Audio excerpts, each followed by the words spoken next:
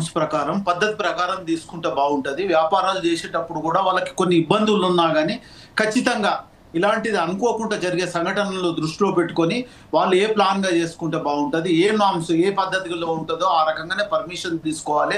దానికి జీహెచ్ఎంసీ అంటే మున్సిపల్ వాళ్ళైనా సరే, తర్వాత ఫైర్‌కు సంబంధించిన సేఫ్టీ వాళ్ళైనా సరే, ప్రతి ఒక్కరు కూడా మన అంటే వ్యాపారస్తులైనా గానీ ఖచ్చితంగా పాటించాలి. ఈ పాటించినప్పుడే ఇలాంటి సంఘటనలు జరగవు. ముఖ్యంగా మార్చ్, ఏప్రిల్, మే‌ల ఈ అంటే ఎక్కువ డిగ్రీలలో అంటే ఎక్కువ ఉష్ణోగ్రత టైంలో జరుగుతున్నాయి ఎక్కడైనా కానీ.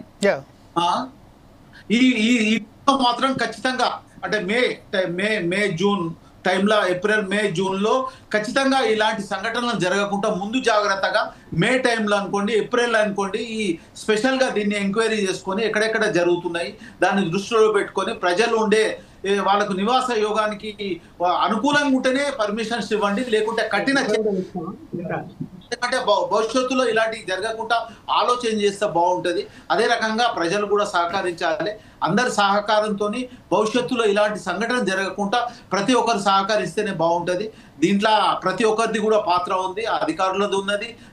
అదే రకంగా దీనికి అనుకోకుండా జరిగే సంఘటనలకు కూడా ముందు వెంటనే ఫైర్ ఏదన్నా అయితే దానికి అవసరం ఉండే అంటే వెంటనే ఆర్పేయడానికి టెక్నికల్ గా ఇంకేం గ్యాస్ అనుకోండి, వాటర్ కి సంబంధించింది అనుకోండి, ఆర్పడానికి ఎట్లా బాగుంటది అనేది కూడా దాన్ని కూడా కొత్త ఏమన్నా ఉంటే స్పెషల్ గా ఏమన్నా ఉంటే కూడా తెప్పించుకొని అధికారులు తెప్పించుకొని ఫైర్ స్టేషన్ వాళ్ళు కూడా ముందు పెట్టుకుంటే బాగుంటది. వాళ్ళకి ఏదైనా లోటుపాట్లు ఉంటే కూడా ఎమర్జెన్సీగా తెప్పించుకొని పెట్టుకుంటే బాగుంటుందని ఈ సందర్భంగా. ఇంకో విషయం ఏంటంటే ఇప్పుడు ఈ పాత నగరమే మనం చూస్తే పాత బస్తీ మనం ఏదైతే అనుకున్నామో పాత బస్తీ కాకుండా అనేక ఏదైతే ఇంకా వేరే చోట్ల ఏదైతే ఇప్పుడు కొత్త ఇళ్ల నిర్మాణాలు జరుగుతున్నాయో అక్కడ కూడా 15 మీటర్కు మీద ఏదైతే ఇంకా కన్స్ట్రక్షన్ చేపడుతున్నారో అక్కడ కూడా అధికారులకు సంబంధించిన వాళ్ళ కళ్ళను కప్పి వాళ్ళని మెయింటైన్ చేసుకుంటూ వాళ్ళు నిర్మించుకుంటూ పోతున్నారు.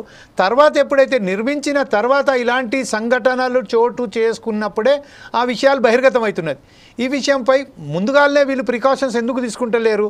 దీని మీద ఎవరైతే అధికారులు అక్కడ చూడనట్టు నటించారా వారి మీద ఎందుకు చర్యలు తీసుకుంటలేరు అనుకుంటున్నారు మీరు రామచంద్ర గౌడ్ గారు? అధికారుల పైన అంటే ఇలాంటి పర్మిషన్స్ ఇస్తే వాళ్ళ మీద చర్యలు తీసుకోవాలి. ఇల్లీగల్ గా ఎవరైనా అనుకోకుండా కడితే కూడా వాళ్ళ మీద కూడా చర్యలు తీసుకుంటే బాగుంటదండి.